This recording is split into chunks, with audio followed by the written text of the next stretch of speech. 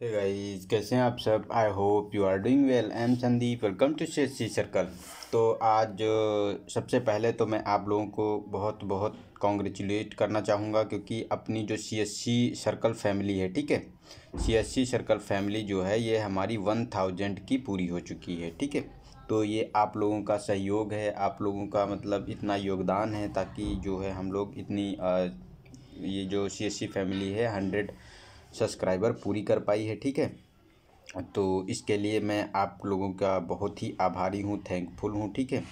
और जो है आप लोग हमारे साथ बने हुए हैं। मैं आप लोगों की जो भी पढ़ाई में अगर मैं 10% भी अपना योगदान कर पा रहा हूँ तो मुझे बहुत सुकून मिलता है आप लोगों से, कि मैं आप लोगों के लाइफ में थोड़ा सा मतलब चेंजेस ला पा रहा हूँ, कुछ चीज़ें मैं प्रोवाइड करा पा रहा हूँ जिससे आप लोगों को समझ में आती चीज़ें हैं, आप लोग उसे पसंद कर रहे हैं। तो इसके लिए मैं बहुत बहुत आप लोगों का आभारी हूँ, ठीक है। तो आगे हम कंटिन्यू करेंगे और बहुत जल्द हम इसको अच्छे से स्तर पे ले जाएंगे अपनी फैमिली को, ठीक है। तो क्योंकि यार हम लोग ना अपना आराम से जो है अपने फैमिली की तरह काम करते हैं, ना कि कोई मतलब कोई अदर सोर्स है, ठीक है। तो हम लोग अपना अच्छे से करते रहेंगे, जितना मुझसे हो पाएगा उतना मैं करता रहूँगा, ठीक है। जब तक मैं अपने चैनल पर अकेले काम करता रहूँगा, कोई पेड नहीं होगा, कभी चैनल पे कोई पेड नहीं होगा। ये हमारी यही आशा है कि हम मुझे मतलब पढ़ाना अच्छा लगता है, तो थोड़ा सा शायद मैं आप लोगों को उतना अच्छा नहीं समझा पा रहा हूँ जितना समझाना चाहिए, बट थोड़ा सा मुझे जितना मैं, लेकिन अपना जितना 100% होता है मैं पूरा का पूरा 100% देता हूँ। अच्छे से उसको एनालाइज करता हूँ टेस्ट सीरीज को, उसके बाद अच्छे से बताता हूँ। तो जो भी है, अगर ये चीज़ें अच्छी लग रही हैं तो वीडियो को यार लाइक ज़रूर किया करो, ठीक है। तो वैसे भी आप लोग बहुत सपोर्ट कर रहे हैं, तो इसके लिए थैंक यू, ठीक है। तो चलते हैं क्वेश्चन नंबर, अब जो है हम चलते हैं अपने मेन मुद्दे पे, ठीक है। इतना 2 मिनट मैंने आप लोगों का टाइम बर्बाद कर दिया, इसके लिए सॉरी, ठीक है। तो हम लोग अब आज स्टार्ट करेंगे जो हमारा जो टेस्ट सीरीज चल रहा था, vision IAS 2020 prelims test series 2021 का ये 12 टेस्ट नंबर है। इसका सेकेंड पार्ट है। ये मैं थोड़ा सा 2 दिन थोड़ी मेरी गले में प्रॉब्लम थी, तो मैं थोड़ा सा वीडियो अपलोड नहीं कर पाया, इसके लिए सॉरी गाइज। लेकिन आप लोग निश्चिंत रहिए, सारे के सारे वीडियो जिस तरह मैंने पिछली बार बनाए थे उसी तरह मैं सारे के सारे वीडियो प्रोवाइड करा दूंगा, और ज़्यादा अब कोशिश करूंगा कि डेली एक वीडियो में लेकर आ पाऊँ, ठीक है। थोड़ा सा यार मतलब गले में बोलने से लगातार 1 घंटे जब बोलो ना तो गले में थोड़ी सी प्रॉब्लम आ जाती, इसी की वजह से मैं वीडियो अपलोड नहीं कर पाता हूँ, ठीक है। तो उसके लिए थोड़ा सा मतलब आप लोग माइंड मत करना है, बाकी जो है हम लोग अच्छे से करेंगे, ठीक है।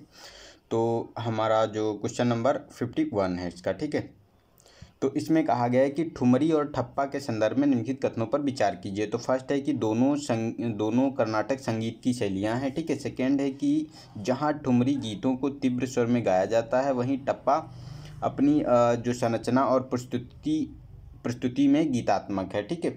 तो देखो ये जो दोनों के दोनों स्टेटमेंट गलत है, क्योंकि ये जो टप्पा और जो ठुमरी है, ठीक है, ये आपको जो ठुमरी है ये आपको देखने को मिलेगी, ये उत्तर प्रदेश की ये शैली है, ठीक है। और ये तीव्र गीतों की एक मतलब इसे जो है अपनी संरचना और प्रस्तुति के लिए गीतात्मक रूप से गाया जाता है ये टप्पा को, ठीक oh sorry sorry sorry sorry ठुमरी को। ठुमरी उत्तर प्रदेश की शैली है, ठीक है। और इसमें क्या होता है कि ये इसमें जो ये अपनी संरचना और प्रस्तुति गीतात्मक रूप से मतलब प्रस्तुत की जाती है ये। तो ये हमारा सेकेंड वाला स्टेटमेंट ये भी गलत है, फर्स्ट वाला भी गलत है। और टप्पा क्योंकि ये अपोजिट ये चीज़ें दे दी गई हैं इसमें, ठीक है। तो ये ठुमरी के बारे में ये बता दिया गया है कि गीतों को तीव्र स्वर में गाया जाता है, तो नहीं नहीं नहीं, ठुमरी को गीतों को तीव्र स्वर में नहीं गाया जाता है, इसमें तो संरचना और प्रस्तुति का गीतात्मक होता है, ठीक है।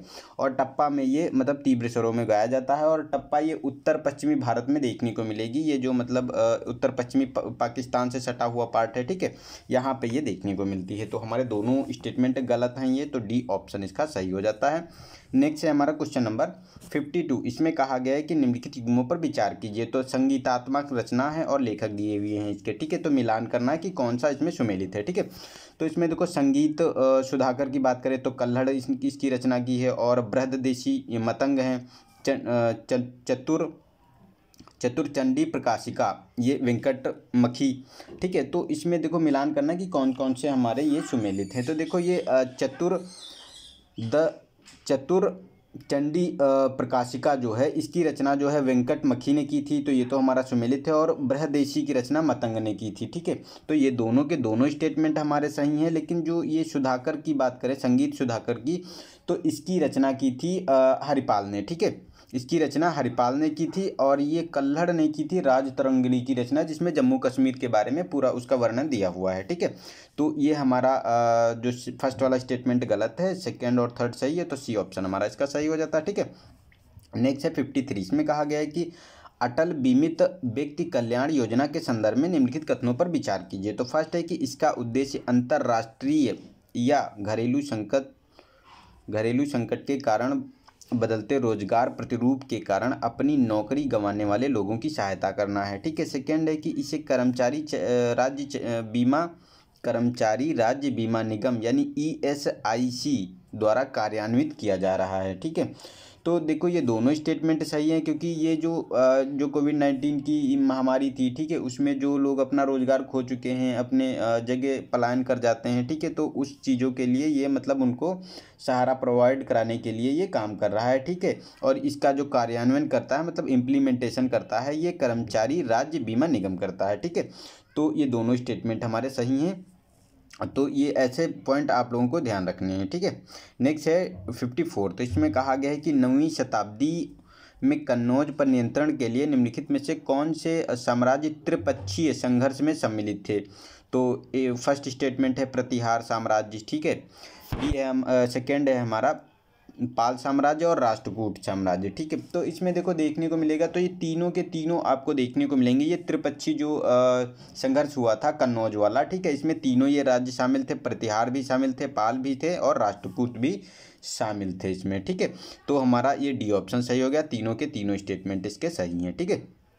नेक्स्ट है हमारा क्वेश्चन नंबर 55 मतलब 55। तो इसमें कहा गया कि मगध के संदर्भ में कौन सा स्टेटमेंट सही नहीं है। और गाइस देखो इन चीज़ों का आप लोग बहुत ध्यान रखा करो, केयरफुली स्टेटमेंट को पढ़ा करो, और स्टेटमेंट में क्या पूछा गया है, ट्रू पूछा गया है या फॉल्स पूछा गया है, तो इसके बारे में भी आप लोगों को बहुत मतलब केयरफुल रहना है। क्योंकि क्या होता है कि हम पहले पढ़ते हैं, याद होता है, लेकिन जब हम चारों ऑप्शन पढ़ते हैं या 4 स्टेटमेंट पढ़ते हैं, तो पढ़ते पढ़ते हम भूल जाते हैं। तो वो मतलब गलत की जगह हम सही वाला टिक कर देते हैं और हमारा मतलब क्वेश्चन गलत हो जाता है, ठीक है। तो वो तो सही क्वेश्चन होता हुआ जब गलत होता है तो मार्क्स तो हमारे जाते ही जाते हैं, प्लस माइनस में भी चला जाता है, ठीक है। तो इन चीज़ों को आप लोगों को केयरफुली पढ़ना है, उसको आंसर देना है। तो इसमें कौन सा मगध के संबंध में सही नहीं है ये बताना है। तो फर्स्ट है कि बिंबिसार के नेतृत्व में मगध में प्रख्यात व्यक्ति की मतलब ये एक प्रख्याति जो प्राप्त थी, ये जो बिंबिसार का नेतृत्व था, ठीक है। सेकंड बी है कि अवंती के साथ मगध की प्रतिद्वंद्विता उदयन के शासनकाल में पूरी तरह से समाप्त हो गई, ठीक है। सी है शिशुनाग वंश मगध में हर्यक वंश का उत्तराधिकारी बना और राजगीर मगध की आरंभिक राजधानी थी, ठीक है।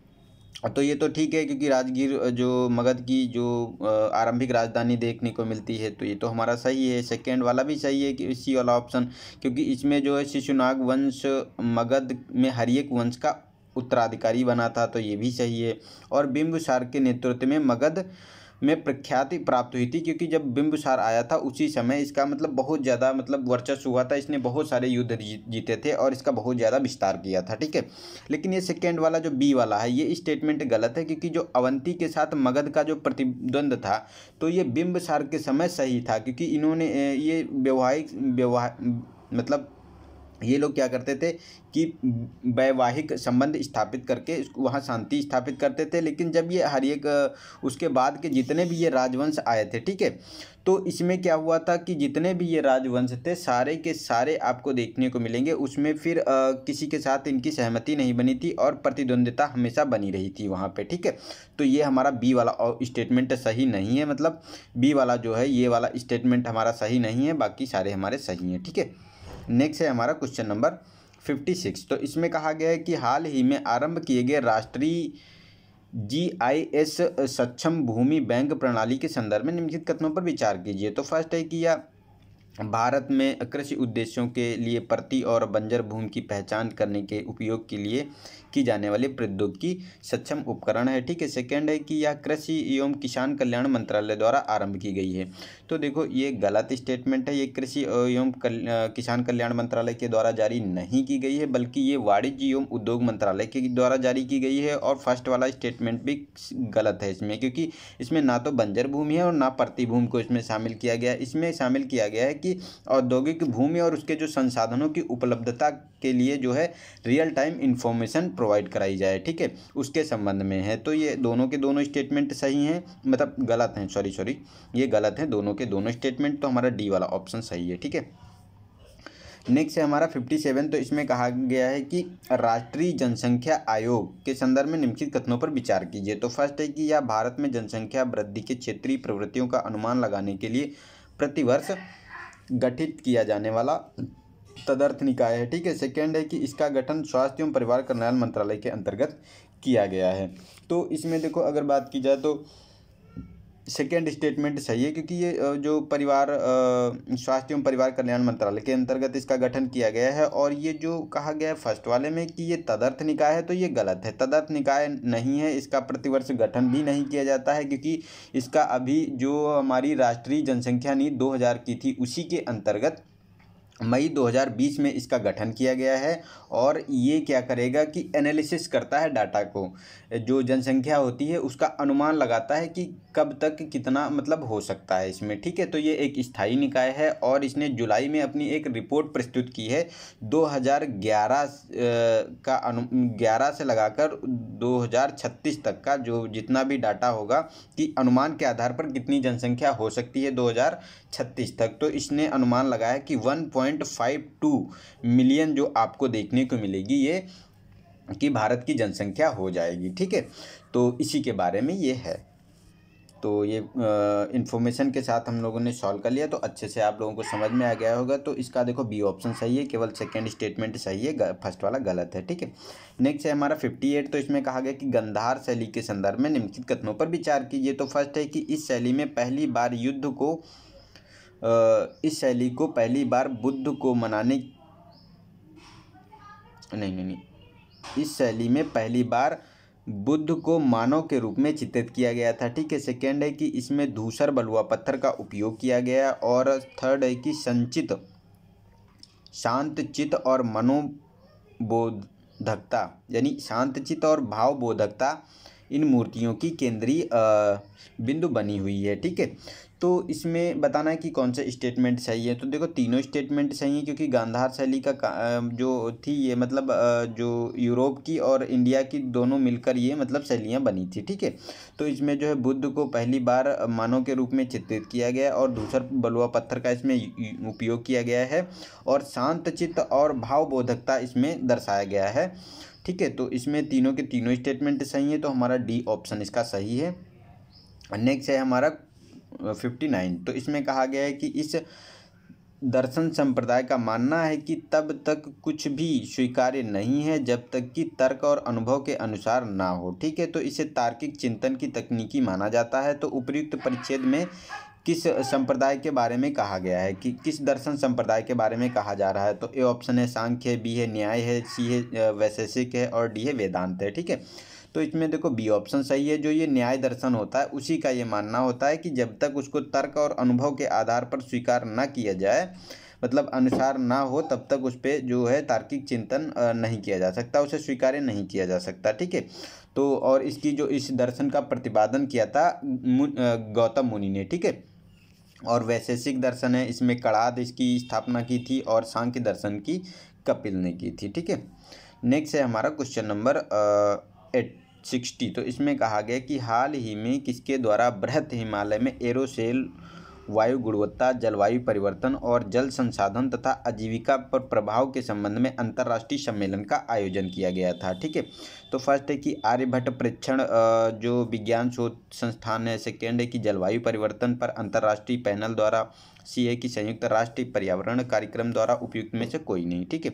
तो इसका देखो ए ऑप्शन सही है। जो आर्यभट्ट प्रेक्षण विज्ञान शोध संस्थान है उत्तराखंड में, ठीक है। उसी के साथ मिलकर ये मतलब एक बृहद हिमालयी एरोसोल गुणवत्ता और जलवायु परिवर्तन, जल संसाधन तथा आजीविका पर प्रभाव के संबंध में एक अंतर्राष्ट्रीय सम्मेलन हुआ है। ये 3 दिवसीय सम्मेलन 2020 में देखने को मिला था, ठीक है।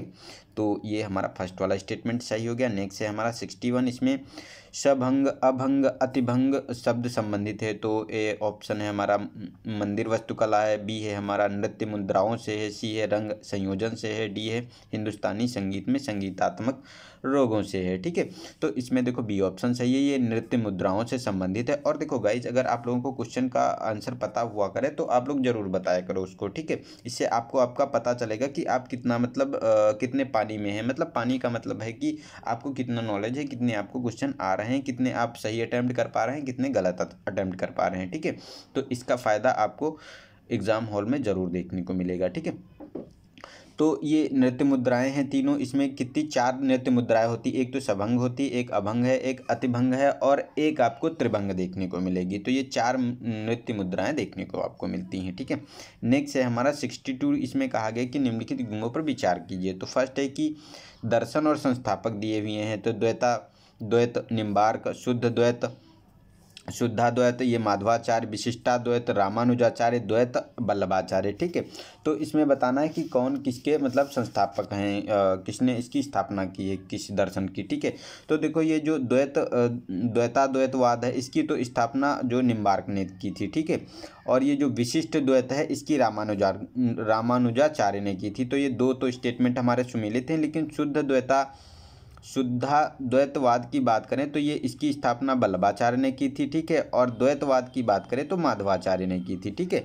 तो ये सारे के सारे स्टेटमेंट ऐसे मतलब हैं, तो 2 हमारे गलत हो गए, 2 सही हैं। तो हमारा फर्स्ट एंड थर्ड स्टेटमेंट सही है, तो हमारा डी ऑप्शन इसका सही हो जाता है। नेक्स्ट है हमारा 63, तो इसमें कहा गया है कि तिरुकुरल के संदर्भ में निम्नलिखित कथनों पर विचार कीजिए। तो फर्स्ट है कि इसकी रचना संगम साहित्य पर टीका के रूप में की जाती है, ठीक है। सेकेंड है कि यह 3 भागों में विभाजित है जो सदाचार, शासन और प्रेम से संबंधित है। तो ये जो सेकेंड हमारा स्टेटमेंट है, ये तो हमारा सही है, क्योंकि ये 3 आधारों पर विभाजित है, शासन, सदाचार और प्रेम में, ठीक है।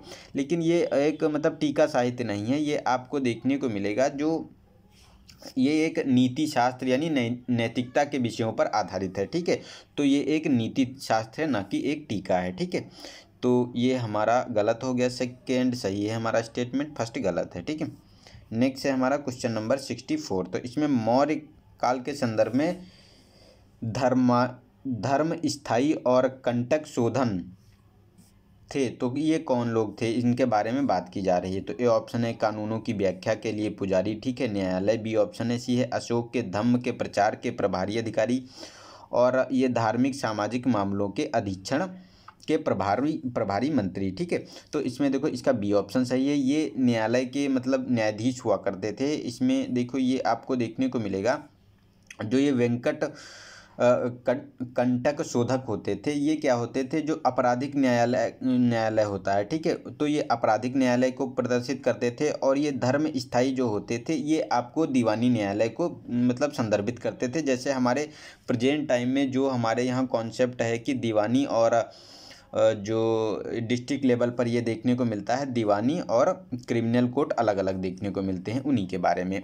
वही मतलब ये प्रणाली है, ठीक है। उसी को हम कनेक्ट कर सकते हैं वहाँ से। नेक्स्ट है हमारा 65, तो इसमें कहा गया कि चंद्रगुप्त द्वितीय के संदर्भ में निम्नलिखित कथनों पर विचार कीजिए। तो फर्स्ट है उसने नालंदा विश्वविद्यालय की स्थापना की थी। सेकेंड है कि वह गुप्त वंश का अंतिम शासक था। थर्ड है कि हरिसेन उसका दरबारी कवि था, ठीक है।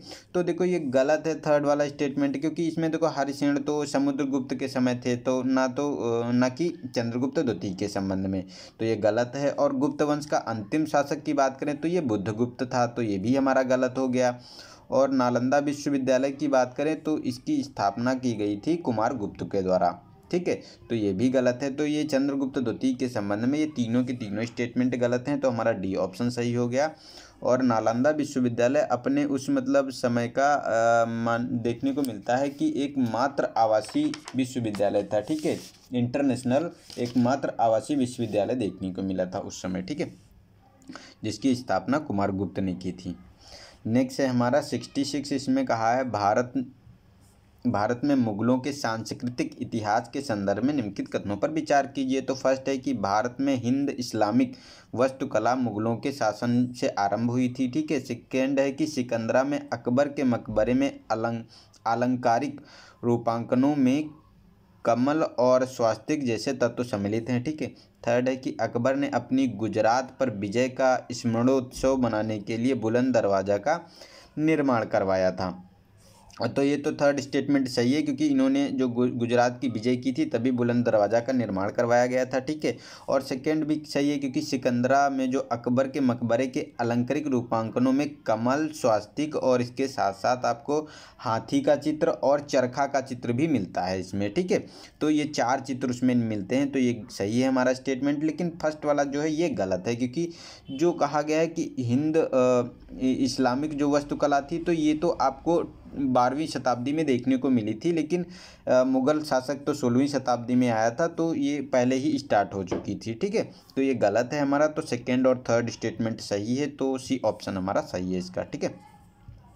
नेक्स्ट है हमारा क्वेश्चन नंबर 67। इसमें कहा गया है कि विभिन्न राजवंशों के शासनकाल के दौरान भारत आने वाले विभिन्न यात्रियों के संदर्भ में बताना है कि कौन से यात्री किस राजवंश में आए हैं, तो उसको मिलान करना है, ठीक है।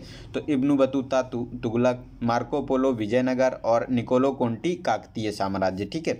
तो देखो निकोलो कोंटी तो ये विजयनगर में आया था, विजयनगर शासनकाल में, जो देवराय सेकेंड थे उन्हीं के शासनकाल में आया था, तो ये गलत है हमारा।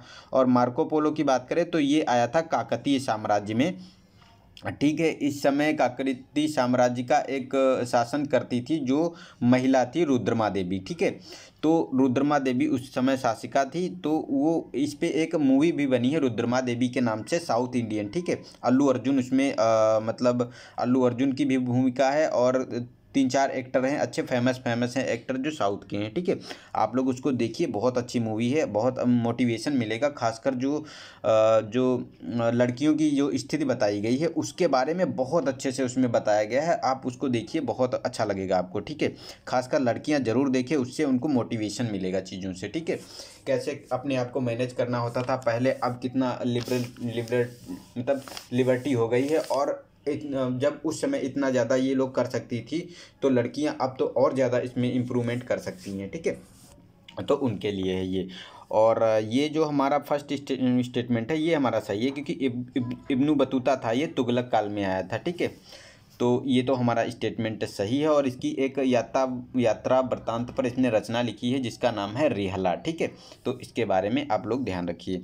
तो हमारा ये फर्स्ट वाला केवल स्टेटमेंट इसमें सुमेलित है, तो हमारा सी ऑप्शन इसका सही है। नेक्स्ट है हमारा 68। तो इसमें कहा गया है कि यह केरल का पारंपरिक लोक मंच है, यह वृश्चिकम यानी नवंबर दिसंबर के महीने में मनाया जाता है। यह सामान्यतः देवी के सम्मान में केरल के केवल काली मंदिर में प्रदर्शित किया जाता है। यह असुर द्वारिका पर देवी भद्रकाली की विजय का चित्रण करता है। तो ये बारे में इस जो ये विशेषताएं बताई गई हैं उसके बारे में बताना है कौन सा स्टेटमेंट इसमें सही है, ठीक है। तो मुड़िये एट्टू है, भावना है, यक्षगान है, और ये तेरुकुत्तू है, ठीक है। तो इसका देखो ए ऑप्शन सही है, जो मड़िये एट्टू है उसी के बारे में ये बताया गया है कि इसमें असुर द्वारिका देवी भद्रकाली की विजय पर ये मतलब प्रदर्शित किया जाता था, और ये मतलब एक लोकमंच है, ठीक है, पारंपरिक लोकमंच है। तो ये हमारा ए ऑप्शन सही हो गया। नेक्स्ट है हमारा 69। इसमें कहा गया है कि शादी का तूतीनामा और हमज़ानामा अनवर ए सुहेली और शादी की गुलिस्तां की प्रसिद्ध पांडुलिपियाँ निम्नलिखित में से किस मुगल शासन के संबंधित हैं। तो ए ऑप्शन है जहांगीर, बी है बाबर, सी है अकबर, और डी है हमारा शाहजहां, ठीक है। तो इसमें देखो ये ऐसी चीज़ें देखो अकबर ही किया करता था, तो ये तो ऑप्शन हमारा सी ही सही हो गया, अकबर है। अकबर ने ही इन चीज़ों को बहुत ज़्यादा प्रमोट किया था, इन चीज़ों को बहुत ज़्यादा मतलब इसमें इन लोगों ने मतलब इनको किया था। और इस समय सैयद अली और अब्दुल समद जो है इन चीज़ों पर बहुत विशेष ध्यान देते थे, ठीक है, जो अकबर द्वारा नियुक्त किए गए थे इन कामों के लिए। नेक्स्ट है हमारा क्वेश्चन नंबर 70। इसमें जल जीवन मिशन के संदर्भ में निम्नलिखित कथनों पर विचार कीजिए। तो फर्स्ट है कि इसका उद्देश्य 2024 तक देश के प्रत्येक ग्रामीण परिवार को कार्यात्मक घरेलू कनेक्शन उपलब्ध कराना है। ठीक है। सेकेंड है कि इस मिशन के अंतर्गत कार्यान्वयन की निगरानी करने के लिए सार्वजनिक जनोपयोगी सेवा संस्था के रूप में कार्य करने के लिए जिला स्तर पर पानी समिति का गठन किया जाएगा। ठीक है। और थर्ड है कि यह मिशन जो है जल आपूर्ति अवसंरचना के डिजिटलीकरण को बढ़ावा देगा। ठीक है। तो देखो थर्ड स्टेटमेंट सही है, लेकिन सेकेंड गलत है। ये जिला स्तर पर नहीं, ये आपको गांव स्तर पर देखने को मिलेगा, पंचायत स्तर पर, जैसा कि राज्य डिसाइड करे वैसे ये, क्योंकि ये जो जल आपूर्ति और ये चीज़ें हैं ये जो 73वां संविधान संशोधन हुआ था उसी के अंतर्गत जो पंचायत के क्षेत्र में होती हैं। ठीक है। तो ये गांव स्तर पर होगा, ना कि जिला स्तर पर। तो ये गलत है। और फर्स्ट वाला स्टेटमेंट हमारा सही है, क्योंकि 2024 तक सभी को जो है ये मतलब पानी कनेक्शन प्रोवाइड कराना है। तो हमारा फर्स्ट एंड थर्ड स्टेटमेंट सही है इसका, तो हमारा सी ऑप्शन इसका सही होता है। ठीक है। नेक्स्ट है 71। इसमें कहा गया कि परवर्ती चोलों के शासनकाल के दौरान ग्राम सभा अर्थात सभा द्वारा निम्नलिखित कार्यों में से कौन से किए जाते थे। ठीक है। तो फर्स्ट है कि गांव के लिए ऋण जुटाना, कर आरोपित करना, धर्मार्थ संस्थानों का अनुरक्षण और भूमि पर स्वात्वाधिकार का प्रयोग करना। ठीक है। मतलब जो बात करें कि सेल्फ उसका अधिकार, जो उनका मतलब जो वहाँ के लोग थे उनका अधिकार के बारे में बात की जा रही है भूमि पर। ठीक है। तो इसमें अगर बात की जाए तो देखो इसमें ये चारों के चारों स्टेटमेंट सही थे। जो चोल के परवर्ती चेरा और पांड्या थे, ठीक है, उसमें ये चीज़ें प्रचलित थी। तो ये तीनों के तीनों स्टेटमेंट सही है, इनकी ये व्यवस्था बहुत अच्छी थी उस समय। ठीक है। तो हमारा डी ऑप्शन इसका सही है। नेक्स्ट है हमारा 72। इसमें कहा गया कि निम्नलिखित कथनों पर विचार कीजिए। तो महाजनपद और राजधानी दी हुई है कि कहाँ की कौन है। ठीक है। तो अंग की बात करें तो चंपा है, वज्र की वैशाली है, अवंती की कौशाम्बी है और मगध की राजगृह है। ठीक है। तो देखो मगध की तो राजगृह हुआ करती थी, ये तो हमारी ठीक है। लेकिन अवंती की जो बात की जा रही है तो अवंती की तो जो मतलब अवंती ये राजधानी इसकी अवंती की उज्जैन राजधानी थी, तो ये गलत स्टेटमेंट है इसमें। ठीक है। और कौशाम्बी जो राजधानी थी ये आपको देखने को मिलती थी, जो कौशाम्बी है ये वत्स की राजधानी हुआ करती थी। ठीक है। तो ये हमारा थर्ड स्टेटमेंट गलत हो गया। और वज्र की वैशाली है, अंग की चंपा है। तो ये तीनों स्टेटमेंट सही, 1, 2 और 4 स्टेटमेंट हमारे सही हैं। ठीक है।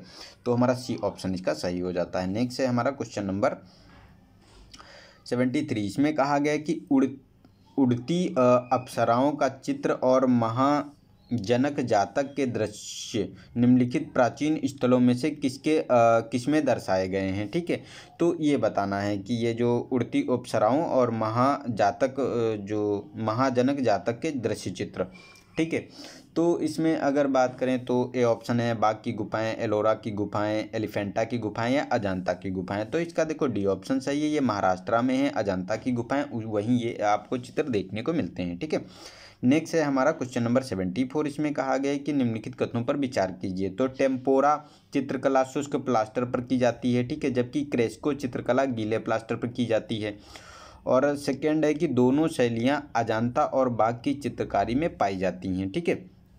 तो देखो ये दोनों स्टेटमेंट सही है, क्योंकि अजंता की जो ये और बाघ की जो गुफाएं हैं यहाँ पे ऐसी चित्रकारी मिलती है।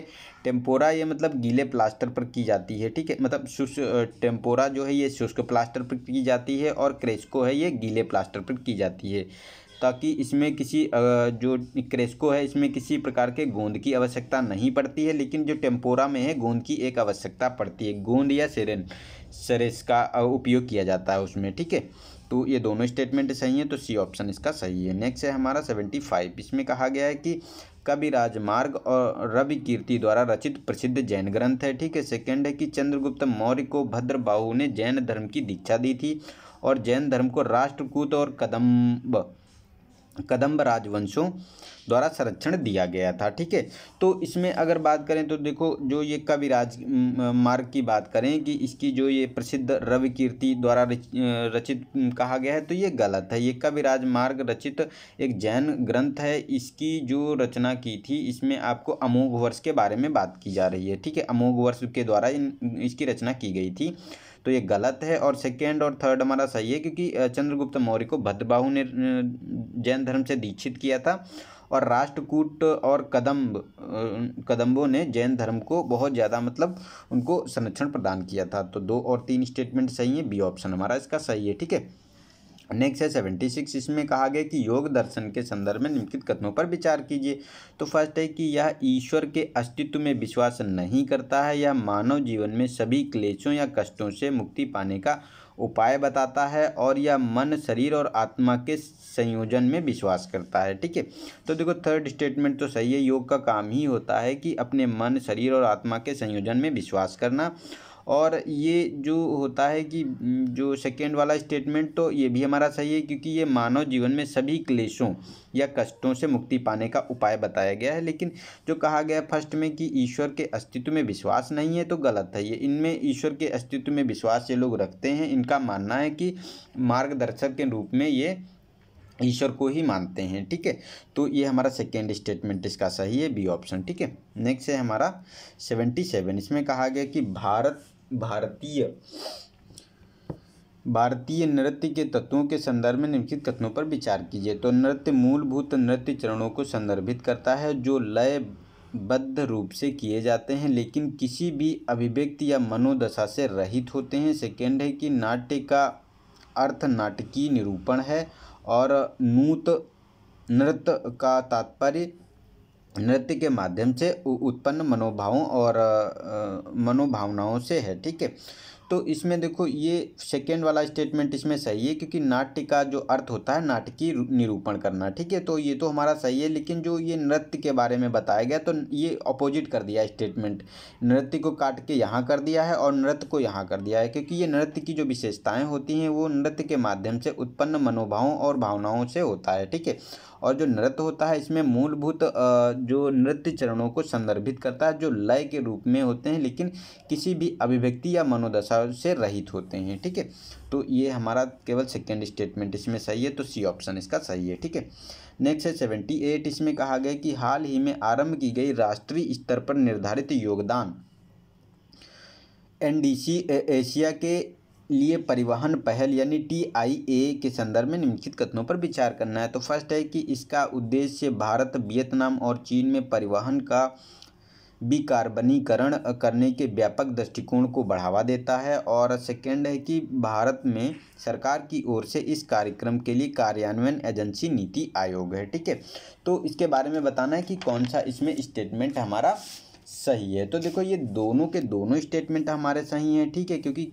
इसका सी ऑप्शन सही हो गया, तो क्योंकि ये नीति आयोग की एजेंसी है उसी के द्वारा इसका निर्धारण किया जाएगा, और भारत, वियतनाम, चीन में जो परिवहन से जो कार्बन उत्सर्जन होता है उसको कम करना है। ठीक है, नेक्स्ट है 79, इसमें कहा गया है कि बौद्ध धर्म के संदर्भ में निम्नलिखित कथनों पर विचार कीजिए। तो फर्स्ट है कि यह आत्माओं के देहांतरण में विश्वास करता है, इसने कठोर संयम और तप के मार्ग का समर्थन किया है, और थर्ड है कि इसने उपदेश दिया है कि जीवन में अंतिम उद्देश्य निर्वाण प्राप्त करना है। ठीक है, तो देखो ये तो हमारा थर्ड स्टेटमेंट सही है, क्योंकि इसका उद्देश्य मतलब उपदेश दिया है कि जीवन में अंतिम उद्देश्य निर्वाण प्राप्त करना है। ठीक है, और ये जो सेकेंड स्टेटमेंट है ये गलत है, क्योंकि जो कठोर संयम और तप का मार्ग की बात करें तो ये जैन धर्म के जो लोग हैं वो लोग इसका समर्थन करते हैं, लेकिन जो बुद्धा का जो सिद्धांत है ये मध्यम मार्ग पे अपना काम करते हैं, मध्यम मार्ग को समर्थन करते हैं। ठीक है,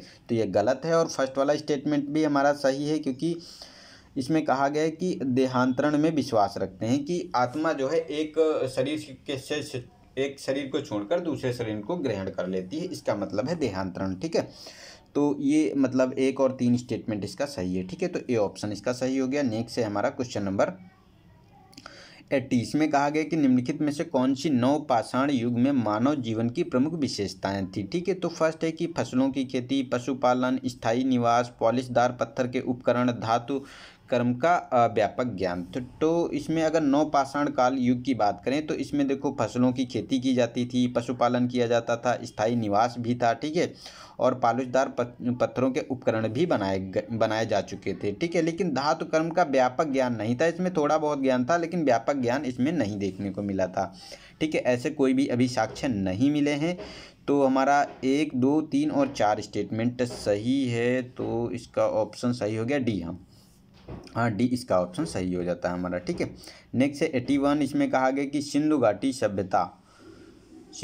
की सभ्यता के स्थलों के संदर्भ में निम्नलिखित कथनों पर विचार कीजिए। तो फर्स्ट है चहुंदड़ों बिना दुर्ग वाला नगर था। सेकेंड है कि धौलावीरा नगर 3 भागों में विभाजित था।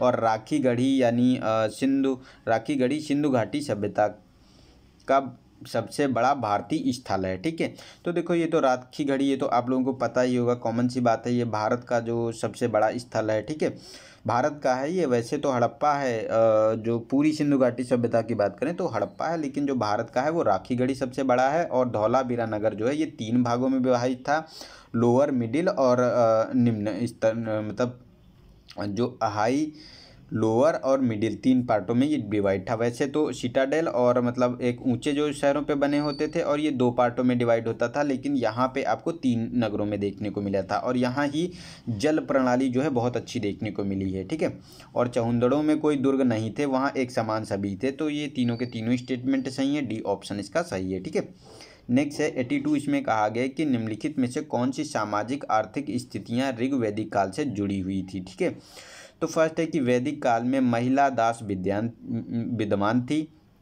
और शूद्रों के रूप में सेवक वर्ग का अभाव था। और युद्ध की लूट राजा के राजस्व का एक बड़ा स्रोत था। और पुरोहितों को दिया जाने वाला सर्वाधिक आम उपहार अनाज था। ठीक है, तो देखो ये इनका वैदिक काल में महिलाएं जो थी उनकी दास अवस्था में ये विद्यमान रहती, इनका कोई वर्चस्व नहीं था, इनकी बहुत ही निम्न स्थिति थी। ठीक है, और शूद्र जो थे वो केवल एक ही क्लास को वर्गित करके थे कि मतलब शूद्र हैं तो शूद्र हैं, उसमें कोई क्लास नहीं देखने को मिलती थी, कोई भी वर्ग विभाजन नहीं था। ठीक है, और इनके जो वैदिक काल में जो राजा थे तो उनका जो लूट का माल होता था वही राजस्व का बड़ा स्रोत होता था। तो ये तीनों स्टेटमेंट हमारे सही हैं, लेकिन ये थर्ड वाला मतलब फोर्थ स्टेटमेंट ये हमारा गलत है, क्योंकि इसमें पुरोहितों को दिया जाने वाला आम जो उपहार था वो अनाज नहीं था। अनाज तो रेयर केस में होता था, क्योंकि तब इतना ज़्यादा मतलब अनाज का प्रोडक्शन नहीं होता था, उत्पादन नहीं होता था। उस समय क्या होता था कि पशुओं को दान में दिया जाता था। ठीक है, और स्त्रियों को दान में दिया जाता था, पशु और स्त्रियों को दान में देना आम बात थी। ठीक है, तो हमारा 1, 2 और 3 स्टेटमेंट सही है, बी ऑप्शन। ठीक है, नेक्स्ट है हमारा क्वेश्चन नंबर 83। तो इसमें कहा गया है कि निम्नलिखित स्थलों पर विचार कीजिए। तो दायमाबाद है, कोटदीजी है। ठीक है, दायमाबाद, कोटदीजी और सुतकांगेडोर और सुतकोटदा। तो इसमें कौन से मतलब बताना है कि हड़प्पाई स्थल भारत में स्थित हैं वो जो वर्तमान समय में। ठीक है, तो इसमें देखो दायमाबाद ये तो आपको देखने को मिलेगा, ये तो भारत में ही है। ठीक है, क्योंकि ये जो आपको देखने को मिलेगा दायमाबाद ये महाराष्ट्र में है। ठीक है, और ये जो कोटजीजी है ये गलत है, क्योंकि कोटजीदी और जो सुतकोंगेडोर है, ये सुतकोंगेडोर तो ईरान में देखने को मिलेगा, और ये जो कोटदीजी है ये पाकिस्तान का भाग मतलब पाकिस्तान का स्थान है। लेकिन ये सुतकोटदा जो है ये गुजरात का है। ठीक है, तो 2 इसमें जो दायमाबाद और सुतकोटदा ये आपको देखने को मिलेंगे भारत के स्थल हैं। तो हमारा 1 और 4 स्टेटमेंट सही है, ए ऑप्शन। ठीक है, नेक्स्ट है हमारा 84। तो इसमें कहा गया कि हिंदुस्तानी संगीत के संदर्भ में निम्नलिखित कथनों पर विचार कीजिए।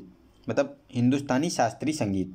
तो फर्स्ट है कि संगीत की शास्त्रीय शैली के रूप में ध्रुपद बादशाह अकबर के दरबार में अपने चरमोत्कर्ष पर पहुंची थी। ठीक है, सेकेंड है कि संगीत की ख्याल शैली की उत्पत्ति का श्रेय तानसेन को दिया जाता है। और थर्ड है कि ध्रुपद की वाणियों की तुलना में घराना ख्याल संगीत का भाग था। ठीक है, तो अगर इसमें बात करें तो इसमें देखो 2 जो फर्स्ट स्टेटमेंट ये तो सही है, क्योंकि जो हिंदुस्तानी शास्त्रीय संगीत था ये जो अकबर के समकाल में जिस समय अकबर कर रहा था उसमें ध्रुपद जो है अपने चरमोत्कर्ष पर था। ठीक है, मतलब बहुत उसकी चरम अवस्था में पहुंच गया था।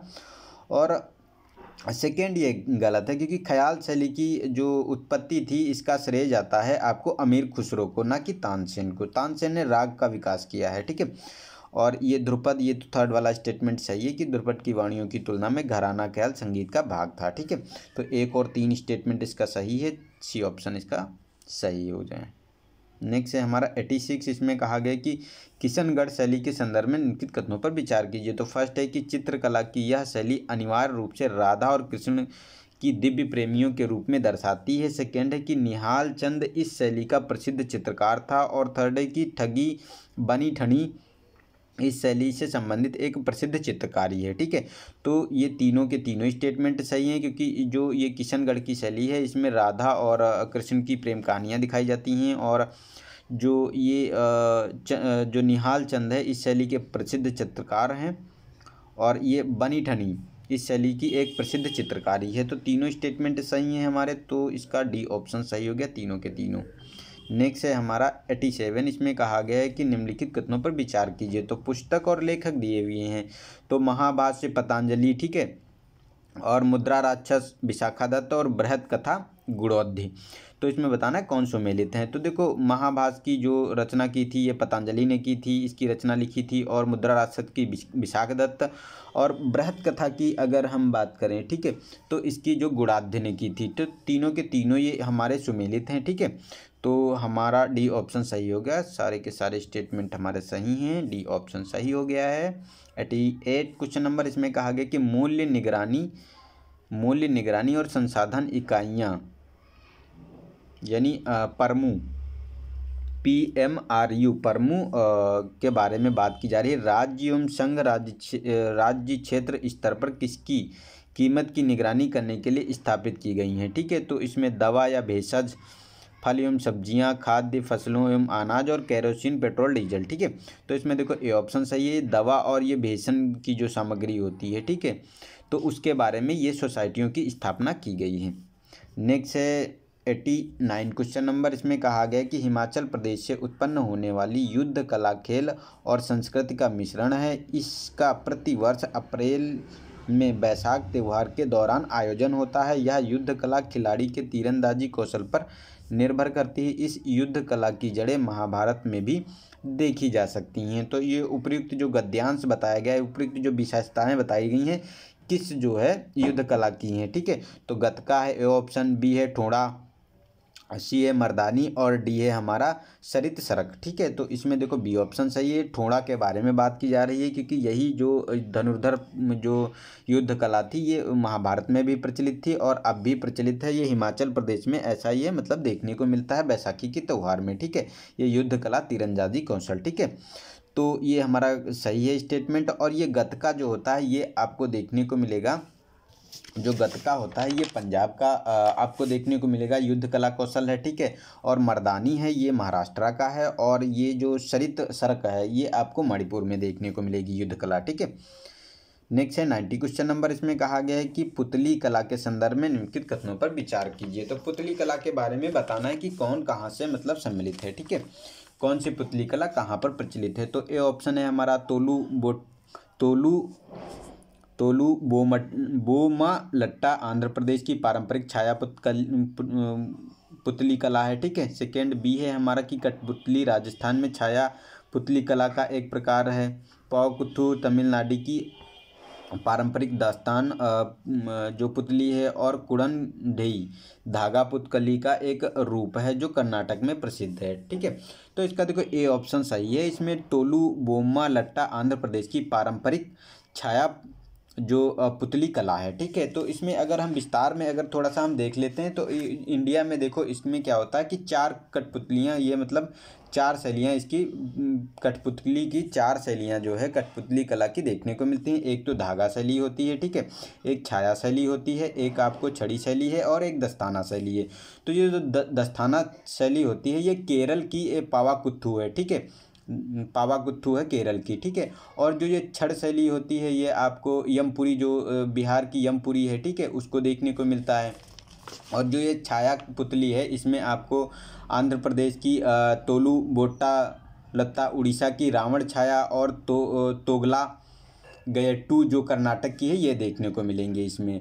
और जो हमारी धागा कठपुतली है इसमें आपको देखने को मिलेगी राजस्थान की जो ये कठपुतली होती है इसको देखने को मिलता है। और कर्नाटक की कुड़नदेई है, कर्नाटक की गायबो एट्टा है। ठीक है, और तमिलनाडु की बोम्मा लट्टा है। ठीक है, तो इस 4 शैलियों के बारे में हम लोगों ने डिटेल में डिस्कस कर लिया। इनको याद रखना क्योंकि 4 ही ये कठपुतली शैलियाँ हैं और इन्हीं को बार बार में क्वेश्चन में पूछे जाते हैं। ठीक है, नेक्स्ट है हमारा 91 क्वेश्चन नंबर। तो इसमें कहा गया कि अशोक के दम्भ के संदर्भ में निश्चित कथनों पर विचार कीजिए।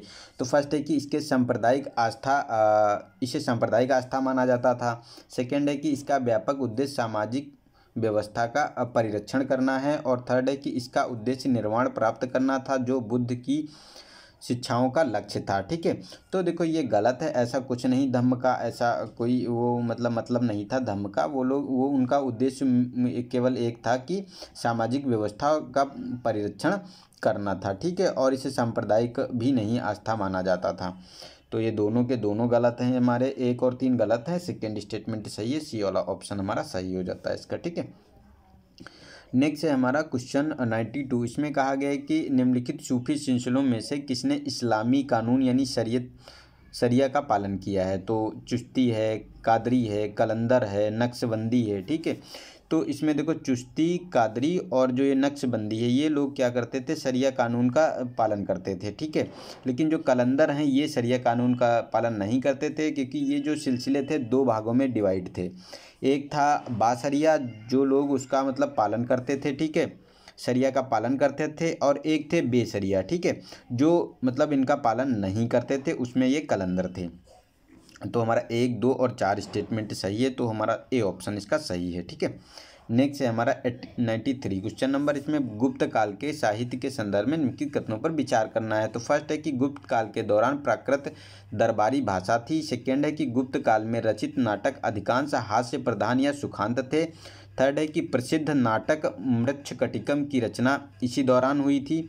तो बताना है कि कौन से स्टेटमेंट इसमें सही है। तो सही बात है, मृच्छकटिकम की शूद्रक ने इसी समय रचना की थी, और नाटक अधिकांशतः हास्य प्रधान हुआ करते थे। तो ये आपको देखने को मिलेगी, जैसे कि गुप्त काल में भी जो तुम्हारे देखने को मिलेंगे, जो कालिदास थे वो भी इसी समय थे ये लोग, और विष्णुगुप्त थे, तो पंचतंत्र की इन्होंने स्थापना की थी। तो बहुत से जो मतलब ये धार्मिक ग्रंथ और सुखांत नाटक जो है आपको देखने को मिले थे इस समय। और ठीक है, लेकिन फर्स्ट वाला गलत है, क्योंकि इनकी जो दरबारी भाषा थी साहित्य की, ठीक है, वो आपको संस्कृत भाषा देखने को मिली थी। संस्कृत में ही ये सब लिखे जाते थे, ना कि प्राकृत में। लेकिन जो शूद्रों की भाषा हुआ करती थी वो प्राकृत में देखने को मिलती थी। ठीक है, तो 2 और 3 स्टेटमेंट सही है, ए वाला ऑप्शन इसका सही है। ठीक है, नेक्स्ट है 94 क्वेश्चन नंबर। तो इसमें कहा गया है कि गुप्त के संबंध में निम्नलिखित कथनों में से कौन सा सही नहीं है, तो ये बताना है। तो फर्स्ट है कि महिलाओं की स्थिति दयनीय हो गई थी। ठीक है, जाति व्यवस्था कठोर हो गई थी, गुप्त कालों के अधीन वैज्ञानिक उत्साह में भारी कमी आई थी। ठीक है, और लोगों के व्यक्तिगत जीवन में राज्य का हस्तक्षेप नहीं था या कम था। तो ये तो सही है, उस समय लोगों के व्यक्तित्व में कोई मतलब रुचि नहीं लेता था राज्य। ठीक है, वो अपने हिसाब से जीवन व्यतीत कर सकते थे। लेकिन ये सी वाला ऑप्शन ये गलत है, क्योंकि इसमें उत्साह की बात जो की जा रही है तो ये गलत है, क्योंकि गुप्त काल में ही तो इतने बड़े बड़े विद्वान हुए, महान विद्वान गणितज्ञ हुए हैं। मतलब ये आपको देखने को मिलेंगे आर्यभट्ट जो खगोल शास्त्री और गणितज्ञ थे, बारहमिहिर देखने को मिलेंगे, ज्योतिष शास्त्र के महारत हासिल किए और खगोलविद थे, वांगभट्ट, चरक, सुश्रुत, ये लोग चिकित्सा में बहुत ज़्यादा काम किए थे। तो उस समय बहुत ज़्यादा गुप्त काल में इनका मतलब बहुत ज़्यादा उत्साह हुआ था। लेकिन ये जो फिर जो विदेशी आक्रमण हुए उसके बाद ये डिक्लाइन कर गया था मिडिवल हिस्ट्री में। ठीक है, मध्यकालीन इतिहास में तो ये देखने को मिला था। तो ये सेकेंड वाला स्टेटमेंट हमारा सही है, क्योंकि नहीं ही पूछा गया है, तो ये हमारा सेकेंड स्टेटमेंट सही हो जाता है। ठीक है, और महिलाओं की तो दयनीय स्थिति थी ही, जाति व्यवस्था पर कठोर हो गई थी इस समय, तो ये भी देखने को मिला था यहाँ पे। तो तीनों मतलब ए, बी और सी सही हैं, और हमारा ए, बी और डी सही हैं, सी गलत हो गया। ठीक है, नेक्स्ट है हमारा 95 क्वेश्चन नंबर। तो इसमें कहा गया कि मंदिर स्थापत्य कला की कलिंग शैली के संदर्भ में निम्नलिखित कथनों पर विचार कीजिए। ठीक है, तो फर्स्ट है कि मंदिर परिषद में विशाल गोपुरम और जल तड़ाग विद्यमान थे। इसकी विशेषता मंडप या नृत्य मंडप हैं, और यह मंदिर वास्तुकला की द्रविड़ शैली का एक उपशैली है। ठीक है, तो देखो जो बात की जा रही उपशैली है उसकी द्रविड़ कला की, तो ये गलत है, ये द्रविड़ कला की उपशैली नहीं है। ये आपको देखने को मिलेगी जो हमारा नागर शैली थी, ठीक है, उत्तर भारत में जो प्रचलित थी, ठीक है, उसी की उपशैली ये देखने को मिली थी। इसमें देउल और गर्भगृह ये सब देखने को मिलते थे, और मंदिरों को जो है एक मतलब पहले एक चबूतरा बनाया जाता था, फिर रैखिक ये मंडप बनाए जाते थे। ठीक है, ऐसे इस प्रकार से। ठीक है, तो उस और सीढ़ियाँ भी बनी होती थी, तो ये इनकी विशेषता थी। तो ये जो उड़ीसा के जितने मंदिर आपको देखने को मिलेंगे इसी नागर शैली में ही देखने को मिलते हैं। ठीक है, तो ये हमारा स्टेटमेंट गलत है। सेकंड सही है क्योंकि इसमें मंडप एक मुख्य जो इसमें भूमिका निभाता था। और जो ये गोपुरम और जल तड़ाक की बात की जा रही है, ये द्रविड़ शैली में देखने को मिलते थे। ये नागर शैली में ये इन चीज़ों की मतलब इसमें नहीं मिलता था। ठीक है, तो जितनी भी कलिंग शैली है तो ये सब नागर शैली में प्रचलित थी। तो हमारे फर्स्ट एंड थर्ड गलत हो गए, सही पूछा गया है। तो हमारा 2 ऑप्शन सही है, केवल ए ऑप्शन। ठीक है, नेक्स्ट है हमारा 96। इसमें कहा गया है कि मुगल चित्रकला के संदर्भ में निम्नलिखित कथनों पर विचार कीजिए। तो फर्स्ट है कि मुगल चित्रकला चरित्र में प्रमुख धार्मिक थी। औरंगजेब के संरक्षण में मुगल चित्रकला शिखर पर पहुंच गई थी। और थर्ड है कि चटकीले रंगों और अलंकरण का प्रयोग इनकी विशेषता थी। तो सही है, ये लोग चटकीले रंगों का प्रयोग करते थे, अलंकरण का प्रयोग करते थे, बहुत अच्छा, बहुत सुंदरता और बारीकी से इसका प्रयोग करते थे। ठीक है, मुगल चित्रकला में। तो ये तो हमारा सही है, लेकिन ये गलत है सेकेंड स्टेटमेंट, क्योंकि जो चित्रकला का जो स्वर्ण काल कहा जाता है वो जहांगीर का कहा जाता है, उसके काल में। औरंगजेब ने तो किसी चीज़ पे इन चीज़ों पे स्थापत्य कला और मतलब कला शैली पे किसी पे जोर नहीं दिया था। ठीक है, तो ये गलत है स्टेटमेंट। और फर्स्ट भी गलत है क्योंकि ये धार्मिक नहीं थे, इसमें प्रकृति की चीज़ें बनाई जाती थी, प्रकृति प्रेमी थे, जैसे फूल पत्ती और पेड़ पौधे, इन चीज़ों पर जोर दिया जाता था। ये धर्मनिरपेक्ष हुआ करते थे। ठीक है, तो ये हमारा थर्ड स्टेटमेंट केवल सही है, इसका सी ऑप्शन। नेक्स्ट है हमारा 97। इसमें कहा गया कि निम्नलिखित में से कौन सी नागर मंदिरों की वास्तुकला शैलियाँ हैं। तो लैंटिना है, फामसाना है, वल्लभी है। ठीक है, तो इसमें बताना कि कौन सा स्टेटमेंट इसमें सही है। तो लैंटिना, फामसाना और वल्लभी की बात करें तो इसमें देखो आपको देखने को मिलेगी ये तीनों की तीनों शैलियाँ आपको नागर मंदिरों की वास्तुकला की शैलियाँ देखने को मिलेंगी। ठीक है, तो ये तीनों सही हैं हमारी, तो डी ऑप्शन इसका सही हो गया। नेक्स्ट है हमारा 98 क्वेश्चन नंबर। तो इसमें कहा गया कि हाल ही में सुर्खियों में रही बी कामत समिति संबंधित है। तो इसका ए ऑप्शन है हमारा कि बैंकों द्वारा दबावग्रस्त ऋणों के पुनर्गठन से। ठीक है, सेकंड बी है हमारा कि कृषि खरीद एवं विपणन में कृषि उपज विपणन समिति की भूमिका। सी है कि गन्नों की फसलों के उचित पारिश्रमिक के आकलन के लिए भारत में एमएसएमई को ऋण संवितरण में वृद्धि के लिए। ठीक है, तो देखो ए ऑप्शन सही है। जो बैंकों अभी जो कोविड-19 के समय बहुत ज़्यादा वो मतलब डिप्रेस में चली गई थी, बहुत ज़्यादा उनका मतलब डिक्लाइन हुआ, उसी के बारे में बी के कामत समिति का गठन किया गया था। उसके मतलब उस दबाव को उनके लिए एक मतलब रिपोर्ट बनाने के लिए कि उनको कैसे मतलब उबारा जाए इन चीज़ों से। ठीक है, नेक्स्ट है हाल ही में सुर्खियों में रही परियोजना P-75 संबंधित है। तो ए ऑप्शन है कि भारतीय नौसेना द्वारा पनडुब्बियों की खरीद से। ठीक है, बी है हमारा भारतीय स्वतंत्रता के 75 वर्ष के स्मरणोत्सव से। और सी है कि भारत में 75% कृषि योग्य भूमि बढ़ाने से। और डी है कि भारत में उच्च महिला ग्रामीण साक्षरता दर प्राप्त करने के से। ठीक है, तो इसमें देखो अगर बात की जाए तो देखो ये ए ऑप्शन सही है, क्योंकि भारतीय नौसेना द्वारा पनडुब्बियों की खरीद के बारे में ये बात की जा रही, यही प्रोजेक्ट है P-75। इसमें अभी 24 नई पनडुब्बियाँ खरीदी जा रही, उसको जो है अधिग्रहण किया जा रहा है और भारत में उनकी उस नौसेना में उसे शामिल किया जाएगा। ठीक है, इसी के लिए प्रोजेक्ट है। नेक्स्ट है 100 क्वेश्चन नंबर। तो इसमें कहा गया कि भारत के रक्षा और शस्त्र व्यापार के संदर्भ में निम्नलिखित कथनों पर विचार कीजिए। तो फर्स्ट है कि विगत 5 वर्षों के दौरान भारत विश्व में शस्त्रों का सबसे बड़ा आयातक रहा है। ठीक है, और भारतीय शस्त्र आयात का सबसे बड़ा भाग संयुक्त राज्य अमेरिका है। ठीक है, तो देखो ये दोनों के दोनों स्टेटमेंट गलत हैं, क्योंकि 2015 से 2019 तक का ये आंकड़ा अभी रिपोर्ट आई थी। ठीक है, तो उसमें बताया गया था कि जो सबसे ज़्यादा विश्व में जो शस्त्र खरीदने मतलब आयात करता है वो सऊदी अरब है। इससे पहले इंडिया था, लेकिन अब इंडिया सेकेंड पोजीशन पे आ गया है। ठीक है, सऊदी अरब सबसे ज़्यादा खरीदता है। और जो भारत जो आयात करता है शस्त्रों का, तो वो सबसे ज़्यादा रूस का करता है, रूस से करता है, उसके बाद अन्य देशों से करता है। ठीक है, अमेरिका फर्स्ट नहीं है, रूस से सबसे ज़्यादा खरीद करता है।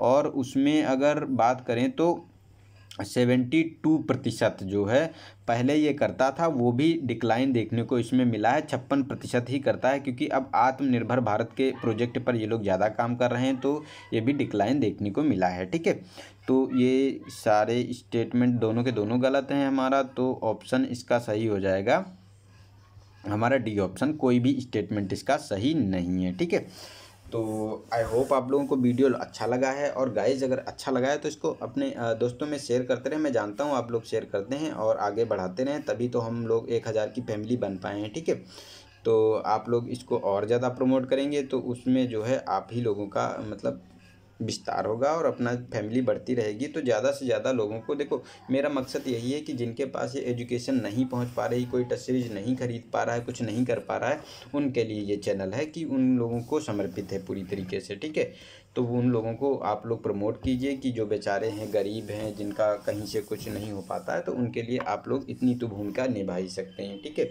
और अगर आप लोगों को टाइम मिले तो किसी को पढ़ाइएगा ज़रूर। सबसे देखो, सबसे अच्छा मुझे काम यही लगता है कि ना तो किसी को दान दो, कोई पैसे दान मत दो, कोई चीज़ किसी को मत दो। मैं नहीं कहता कि वो दो, अगर ज़रूरत से ज़्यादा हो तो उसे दे भी सकते हैं, लेकिन सबसे बड़ा दान माना जाता है शिक्षा का। अगर आप किसी को शिक्षित कर देंगे ना, तो वो तो पीढ़ी सुधर ही जाएगी, उसके आने वाले जो बच्चे होंगे ना, उनकी भी पीढ़ी सुधर जाएगी, तो आपका उसमें बहुत ज़्यादा योगदान होगा। ठीक है, वो आप लोगों के मतलब आप लोगों के लिए, मैं भी पहले पढ़ाता नहीं था, मैं एक्चुअली एक सर थे, उनसे मैं पढ़ता था, तो वो भी यही बात बोलते थे मुझसे कि बेटा तुम्हें अगर कुछ ज़्यादा आ रहा है, ठीक है, कोई चीज़ अगर तुम्हारे अंदर हुनर है, किसी ने कुछ दिया है, तो उसका यूटिलाइज़ करो और उससे जो है प्रसार करो। तो मैं पहले भी पढ़ाता था ऑफलाइन, लेकिन जब यूट्यूब का आया नज़रिया तो इसको मैंने देखा, इसमें बहुत सारे काम थे, तो उसको मैंने सीखा और उन चीज़ों को फिर इम्प्लीमेंट किया और पढ़ाना चालू किया। ठीक है,